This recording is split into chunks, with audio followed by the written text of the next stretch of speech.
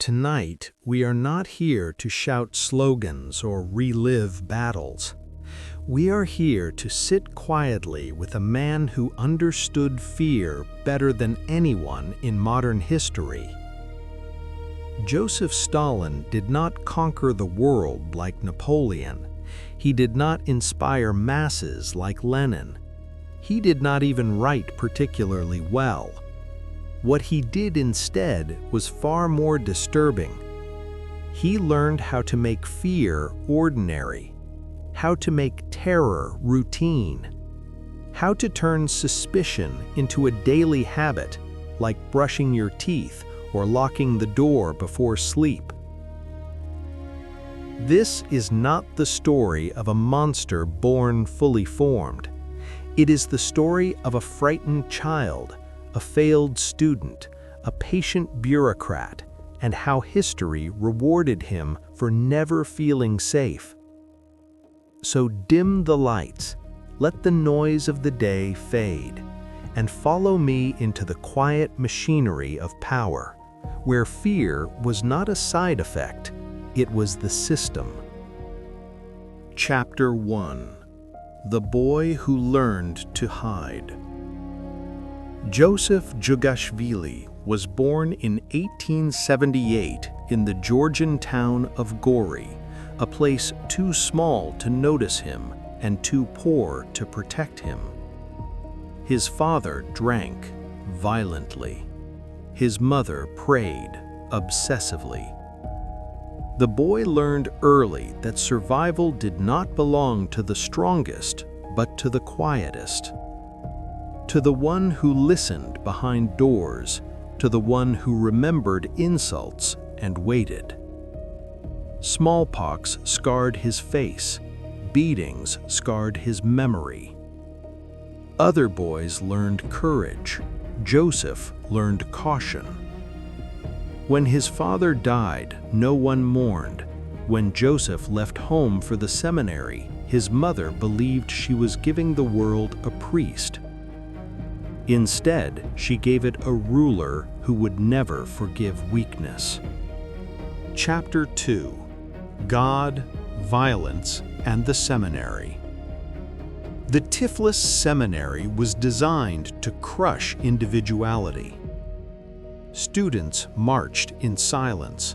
Books were censored. Thought was monitored.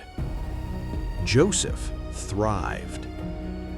Not because he believed, but because he learned how authority works. He memorized scripture, not for faith, but for leverage.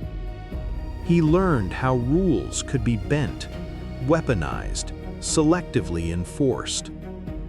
God, he noticed, ruled through fear. And fear, he noticed, worked. By the time he was expelled, Joseph had already lost faith, but he had gained something far more useful: an understanding that ideology matters less than obedience. Chapter 3: The Revolutionary Nobody. While others dreamed of speeches and barricades, Stalin learned paperwork. While Trotsky wrote, Stalin organized. While Lenin theorized, Stalin remembered names. He robbed banks. He ran safe houses. He survived arrests that killed braver men. No one admired him, which is exactly why he lasted. Revolutions are not won by heroes. They are inherited by survivors. Chapter 4: Lenin's Shadow. Vladimir Lenin was everything Stalin was not. Charismatic, intellectually admired, publicly visible. Stalin understood this imbalance immediately. He did not compete with Lenin. He positioned himself behind him. While others argued over theory, Stalin managed appointments. While others debated ideology, Stalin controlled access. He became the man who knew who worked where, who owed whom, who could be removed quietly.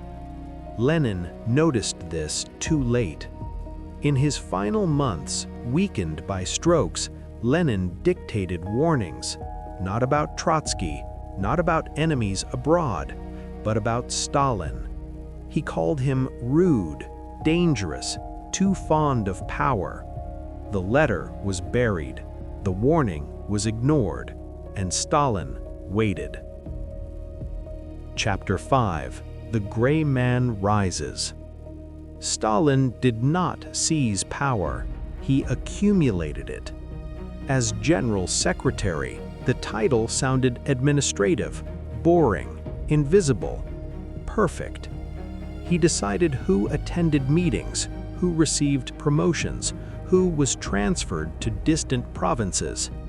Power stopped being loud, it became procedural. By the time Lenin died, Stalin was everywhere, not in speeches, but in signatures. His rivals underestimated him. They mistook silence for weakness, paperwork for passivity. They forgot the oldest rule of politics. Those who control the system do not need to announce themselves. Chapter 6: The Invention of the Enemy. Stalin faced a problem. Revolutions need enemies, but eventually real enemies run out, so he invented new ones. Saboteurs, wreckers, traitors, enemies of the people. The definitions were vague by design. Anyone could qualify, everyone could be next. Fear became efficient. Citizens learned to denounce first. Silence became suspicious. Loyalty had to be performed constantly. The genius of Stalin's system was not terror itself, but unpredictability. You could do everything right and still disappear. And once fear entered daily life, ideology became optional. Chapter 7: Collectivization. Hunger as policy. Stalin wanted control over the countryside. Not loyalty, not gratitude, control. The peasants were a problem. They owned land. They remembered life before the revolution. So the land was taken. Animals were confiscated. Grain quotas were imposed that could not be met. This was not chaos, it was planning. Villages were sealed. Borders were closed. Food existed, but not for them. Hunger became administrative. In Ukraine, fields turned silent. Children stopped crying, not because they were calm, but because they were too weak. No speeches were given, no apologies were written. Starvation does not require hatred, only indifference. And Stalin was very good at indifference. Chapter 8: The Architecture of Fear. Fear does not work unless it is organized. Stalin understood this. Arrests followed routines, interrogations followed scripts, confessions followed templates. The NKVD did not ask if someone was guilty, only how guilty they would confess to being. Quotas were issued.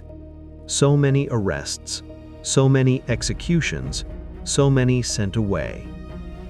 Bureaucrats learned to meet targets. Paper replaced conscience. Stamps replaced judgment. Fear stopped being emotional, it became logistical. And once fear becomes routine, no one feels responsible anymore. Chapter 9: The Great Terror. Between 1936 and 1938, the system turned inward. Old revolutionaries vanished, generals disappeared, Friends erased each other. At night, footsteps echoed in hallways. A knock at the door did not mean accusation, it meant selection. Confessions were signed for crimes never committed. Names were added to lists. Some begged, some denied, most learned that it made no difference. The terror fed on itself. Fear produces obedience. Obedience produces silence. Silence produces permission. And permission allows anything, even the execution of truth itself. Chapter 10: The Man Who Trusted No One. Absolute power did not calm Stalin, it amplified him. By the late 1930s, there was no one left to challenge him, but there was also no one left to trust.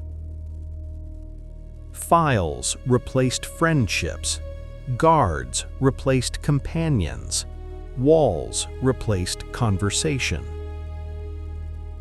He read reports late into the night, not to learn, but to confirm his fears.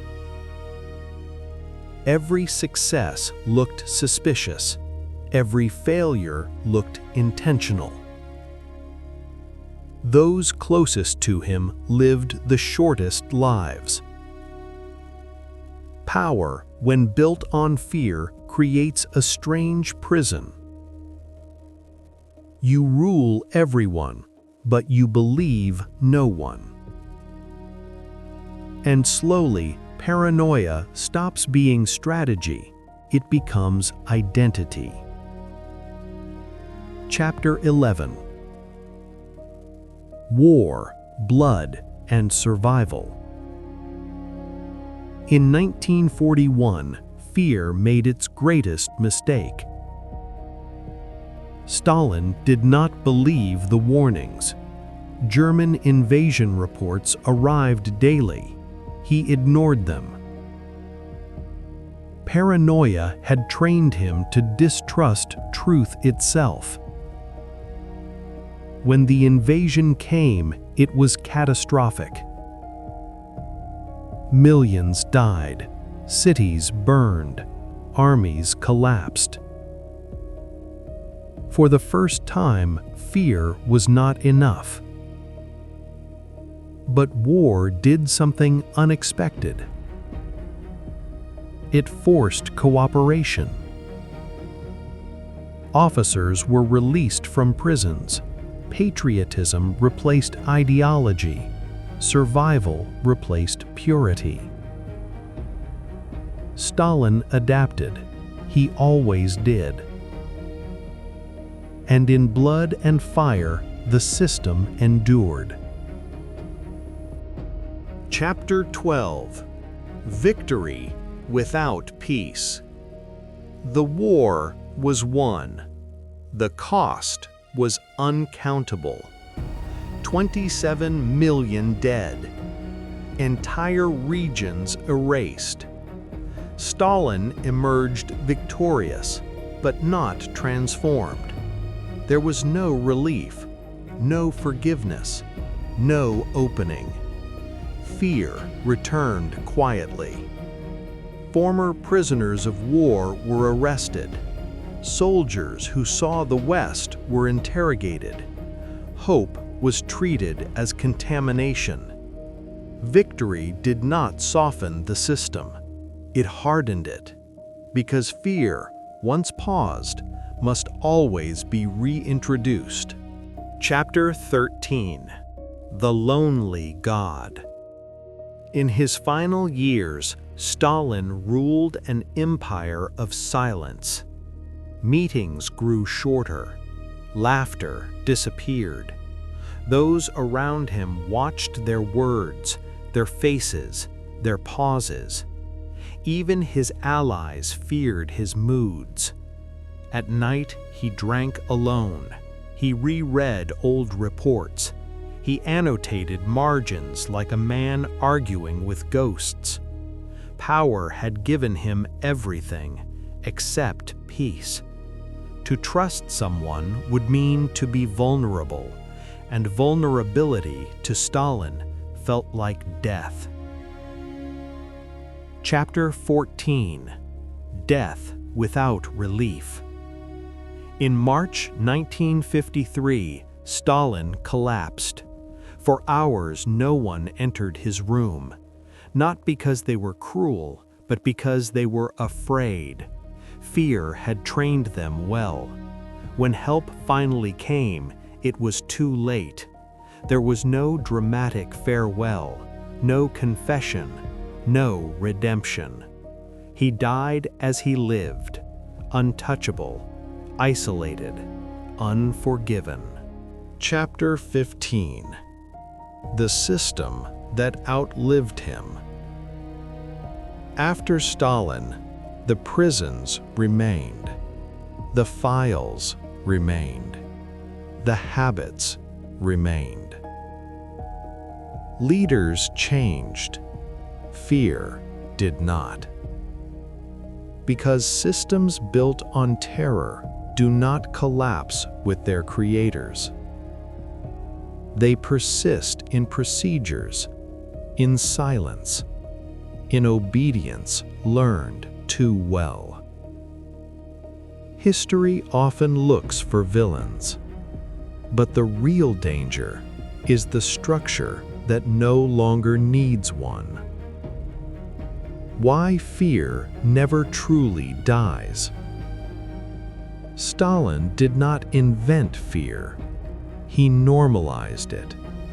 He turned it into paperwork, into routines, into expectations. And once fear becomes ordinary, it no longer shocks. It simply governs. This story is not a warning about the past. It is a reminder about the present. Sleep well.